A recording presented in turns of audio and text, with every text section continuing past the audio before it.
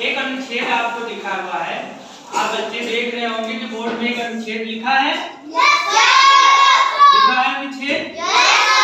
अनुच्छेद मतलब ये होता है, इससे पहले भी हम आपको बता चुके हैं कि कोई एक टॉपिक दिया है, कोई एक पैराग्राफ दिया है, उसको आपको पढ़ना है ठीक से, और वो किस विषय से रिलेटेड है, उसमें क्या दिया हुआ है, उसी में से ये प्रश्न दिए गए हैं, उसमें से इसके आपको छांट के इसका उत्तर करना है।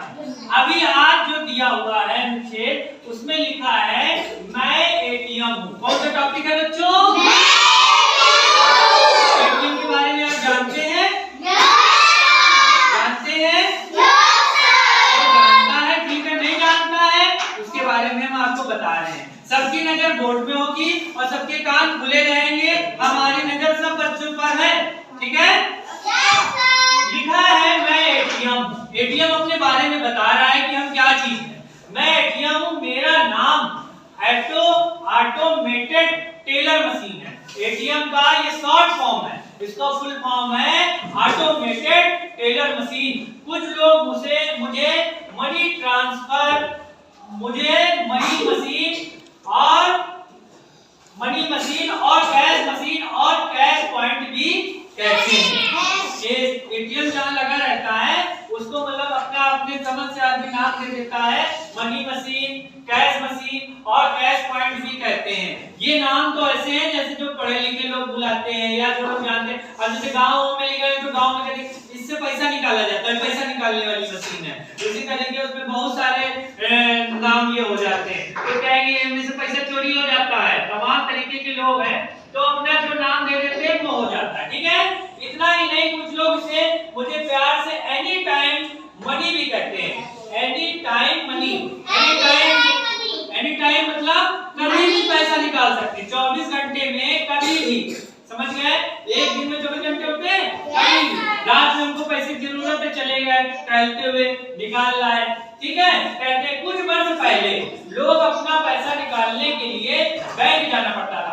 पहले की वो बात कर रहा मशीन, एटीएम अपने बारे में बता रहा है। इसके पहले मैं नहीं था तो लोग बैंक में लंबी लाइन लगाते थे और बहुत देर पैसा निकालने के लिए, और पहले बैंक भी इतने ज्यादा नहीं थे, बहुत दूर दूर रहते थे।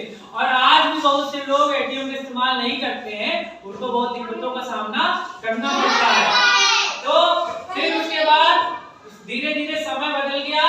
बैंक ने अपने खाता धारकों को, खाता धारक मतलब कि जो उस बैंक में जिसका नाम है, जिसने खाता खोला है वही खाता धारक। जैसे कि आप क्या विद्यार्थी हैं, आप स्कूल में पढ़ते हैं, आपका नाम हमारे रजिस्टर में दर्ज है तो आप इस स्कूल के विद्यार्थी हैं। कोई दूसरा लड़का आके तो विद्यार्थी बन नहीं जाएगा।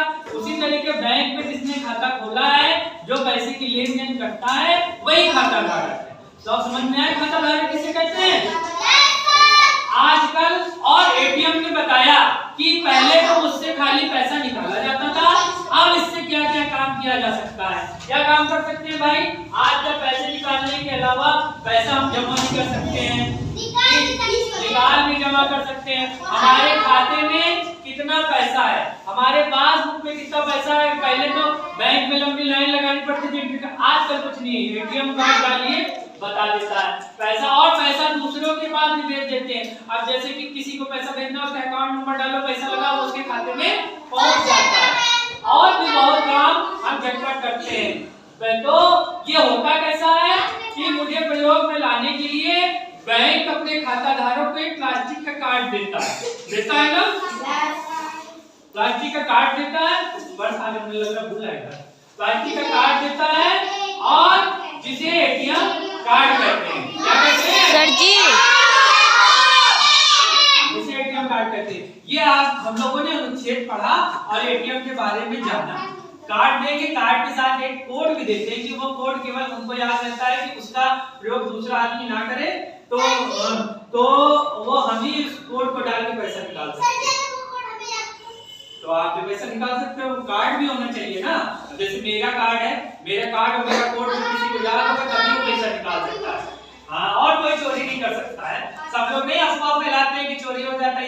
जब तक किसी को मालूम नहीं होगा कोई नहीं निकाल सकता है उसके बारे में, ठीक है। और ज्यादातर चोरी कौन करता है? घर ही वाले करते हैं, बाहर के लोग नहीं करते। बाहर के लोगों को कार्ड कहाँ, कोड नंबर कैसे पता होगा, ठीक है।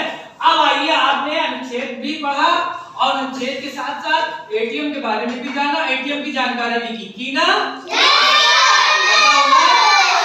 अब देखो पहला प्रश्न दिया गया है, दिए गए अनुच्छेद में किस विषय में चर्चा की गई है? एटीएम के बारे में। किस विषय में चर्चा की गई है? दूसरा है कि एटीएम का फुल फॉर्म क्या है? फुल फॉर्म क्या है? Automated teller machine.